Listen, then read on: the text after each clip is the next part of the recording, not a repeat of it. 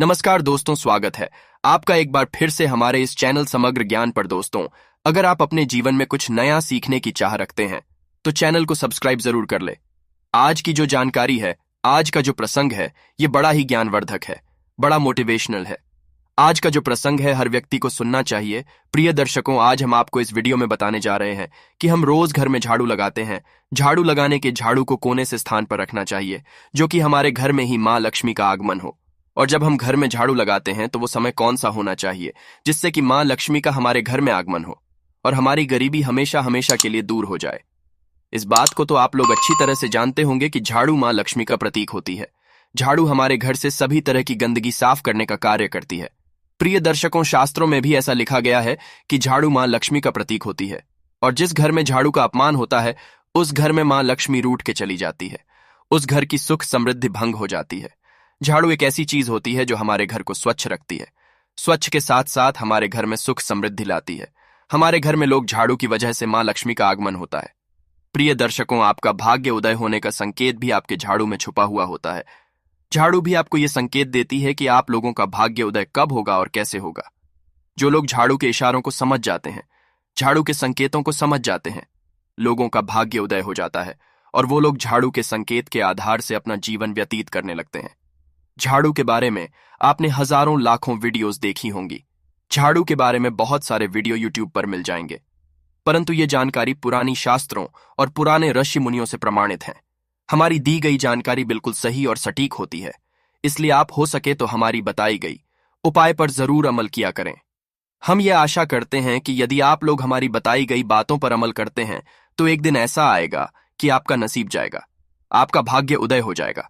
इससे पहले जो लोग हमसे नहीं जुड़े हैं वो हमारे चैनल को सब्सक्राइब करें, अच्छे अच्छे कमेंट किया करें ताकि हर आने वाली वीडियो का नोटिफिकेशन सबसे पहले आपको मिले और प्रिय दर्शकों, आप उसका फायदा उठा सके। शुरू करते हैं। प्रिय दर्शकों, आज की प्यारी सी वीडियो और एक प्यारी सी कहानी। प्रिय दर्शकों, झाड़ू के बारे में एक छोटी सी कहानी हम आपको सुनाने जा रहे हैं। इस कहानी आप गौर से और ध्यान से जरूर सुनिएगा और हो सके तो इस पर जरूर अमल कीजिए। जो लोग अपने जीवन में कुछ कर सके, जो लोग अपना पूरा जीवन गरीबी में व्यतीत कर रहे हैं, उन लोगों का भी कभी भाग्योदय नहीं हुआ। ऐसे लोग इस वीडियो को अंत तक देखें ताकि आपको संपूर्ण जानकारी हासिल हो। तो शुरू करते हैं। आज का वीडियो। एक नगर में दो बहनें रहती थीं, दोनों सगी थीं। अब दोनों बहनों का विवाह हो जाता है और दोनों अपने अपने ससुराल चले जाते हैं। एक बहन बड़ी समझदार थी और एक बहन बड़ी भोली थी। वो ना समझ थी, बड़ी बहन समझदार थी और छोटी बहन ना समझदार थी। छोटी बहन किसी भी चीज को गंभीरता से नहीं लिया करती थी। वो हर चीज को एक तरीके से मजाक तौर पर लिया करती थी, हर चीज को पाखंड समझा करती थी और बड़ी बहन की बताई हुई बातों पर यकीन करती थी, उन पर पूर्ण विश्वास किया करती थी। तो बड़ी बहन शास्त्रों की बातों पर यकीन करते हुए हमेशा जब भी अपने घर में झाड़ू लगाती तो ब्रह्म मुहूर्त में झाड़ू लगाया करती थी और झाड़ू लगाने के बाद उस झाड़ू को ऐसे एक सुरक्षित स्थान पर रख देती जिस स्थान पे किसी का पांव न पड़े या फिर किसी आने जाने वाले मनुष्य की या घर में रहने वाले सदस्यों की छाया तक ना पड़े। ऐसी जगह पर अपनी उसे झाड़ू को रख दिया करती थी।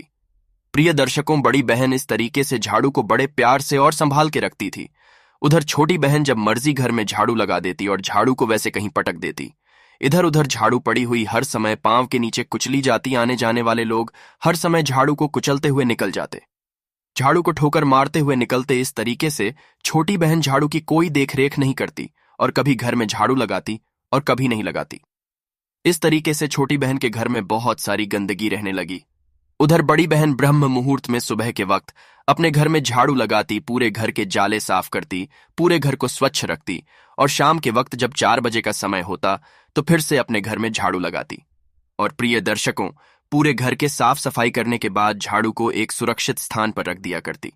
तो बड़ी बहन के घर धीरे धीरे माँ लक्ष्मी का आगमन शुरू हो गया, क्योंकि उसका घर हमेशा स्वच्छ रहता, कभी गंदगी नहीं रहती। प्रातःकाल ब्रह्म मुहूर्त में अपने घर की साफ सफाई किया करती, अपने रसोई घर की साफ सफाई किया करती और स्नान ध्यान करने के बाद बड़ी बहन भोजन बनाया करती थी। इसी तरीके से उनके घर में माँ लक्ष्मी का आगमन होता है। प्रिय दर्शकों, कुछ वर्ष निकलने के बाद बड़ी बहन एकदम लखपति बन जाती है, करोड़पति हो। जब उसके घर में किसी चीज की कोई कमी नहीं थी, अन्न धन की कोई कमी नहीं थी, अपने बच्चों को अच्छे से लालन पालन करती थी और अपने बच्चों को हमेशा यही बताती रहती कि झाड़ू को कभी भी पाँव में मत रखना। झाड़ू माँ लक्ष्मी का प्रतीक होती है, इसलिए उसके बच्चे भी बड़े संस्कारी होते हैं। उधर उसकी छोटी बहन वो हमेशा झाड़ू को पांव में रखती, पांव से कुचल जाती, तो छोटी घर में माँ लक्ष्मी का प्रवेश नहीं होता है और धीरे धीरे उनके दुख दरिद्रता आ जाती है। उनके घर में माँ लक्ष्मी का निवास खत्म हो जाता है। माँ लक्ष्मी सदा सदा के लिए रूठ के चली जाती है। अब छोटी बहन के घर में हमेशा दुख पीड़ा बनी रहती है और गरीबी से जूझते रहते हैं। एक दिन ऐसा आता है कि उनके घर में खाने को भी दाने नहीं रहते हैं। तब वह बड़ी परेशान हो जाती है। अपने अड़ोसी पड़ोसियों से मदद की गुहार लगाती है, परंतु कोई भी उसकी मदद नहीं करता, क्योंकि मदद करने का एक सिस्टम होता है। वो सिस्टम ये होता है कि जिन लोगों के पास आमदनी होती है, जिन लोगों के पास कोई रोजगार होता है, जो लोग अच्छा बिजनेस करते हैं, उन लोगों को हर कोई पैसा दे देता है, उन लोगों की हर कोई मदद कर देता है। परंतु जो लोग गरीबी से जूझते हैं, जो लोग निर्धन होते हैं, जिन लोगों के पास कोई भी रोजगार नहीं होता है, जो लोग बेरोजगार होते हैं, जिन लोगों के ऊपर हजारों लाखों रुपए का कर्जा होता है, आए दिन उनके घर में कर्जा मांगने के लिए आते हैं। ऐसे लोगों को कोई भी मदद नहीं करता है। उन लोगों से उनके खास मित्र, सगे संबंधी, भाई बहन भी बच के निकल जाते हैं। अब वो छोटी बहन अपने एक पड़ोसी से मदद की गुहार लगाती है, अपने परिवार वालों से मदद की गुहार लगाती है, परंतु कोई भी उसकी मदद करने के लिए तैयार नहीं था। प्रिय दर्शकों, अंततः छोटी बहन बड़ी परेशान हो जाती है और सोचने लगती है कि इस गरीबी से तो अच्छा है क्यों ना मैं मृत्यु को हासिल हो जाऊं। वो तो एक दिन अपने पति से कहने लगती है कि पतिदेव, ऐसा हम क्या करें जिसके कारण हमारी गरीबी खत्म हो जाए, और यदि हमारी गरीबी खत्म नहीं होती तो हमें आत्मदाह कर लेना चाहिए। प्रिय दर्शकों, छोटी छोटी नवजात उसके पास बच्ची थी। अपनी दोनों छोटी बच्चों को लेकर अपने पति के साथ आत्महत्या करने के लिए रवाना हो जाती है। तभी किस्मत है कि उसके घर पे अचानक उसकी बड़ी बहन आ जाती है। जब बड़ी बहन उसके घर पे आती है तो अपनी बड़ी बहन को देखकर छोटी वाली बहन, जो निर्धन थी, वो फूट फूट के रोने लगती है। कहने लगती है कि बहना, पता नहीं हमारे नसीब में क्या लिखा है, जो माँ लक्ष्मी का आगमन हमारे घर में नहीं होता है। माँ लक्ष्मी हमसे रूठ कर चली गई है, इसलिए हमारे घर में इतनी दुख दरिद्रता छा गई है कि हम लोग आत्म करने के लिए जा रहे हैं। तब बड़ी बहन अपनी छोटी बहन से कहती है कि बहना, आत्मदाह करना किसी समस्या का समाधान नहीं होता है। समाधान एक ही होता है कि आप अपनी गलतियों पर गौर करें। तुम अपने घर में क्या गलती कर रही हो जिसके तुम्हारे घर में माँ लक्ष्मी रूठ कर चली गई है।